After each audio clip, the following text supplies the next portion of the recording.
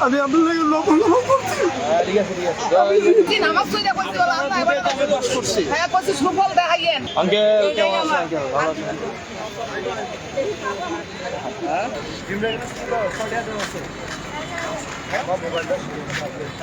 কি না বলে দোকান বন্ধ করে দিলে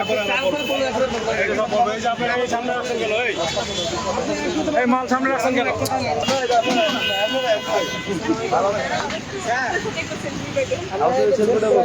এই যে শোনেন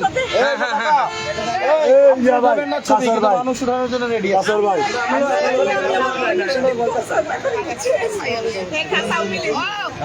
আপনারা এদিকে বুঝিছি আমরা রে বড় হইলে খালি কইছি নামাজ পড়ে কইছি বলা আল্লাহ এবারে দোয়া করছি হ্যাঁ কইছি সুফল দেখাইয়েন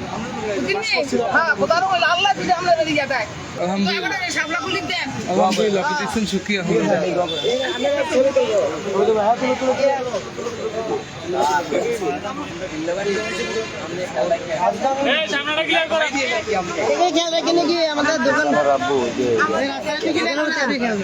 আল্লাহ ভরসা শিক্ষা প্রতিষ্ঠানগুলো আছে ওইগুলো যাতে ভালোভাবে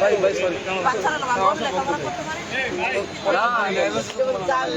স্কুলের তারা যদি রেজাল্ট ভালো করতে পারে তাহলে আমাদের ভিতরে তারা ভালো হবে। আঙ্কেল কেমন আছেন আঙ্কেল ভালো আছেন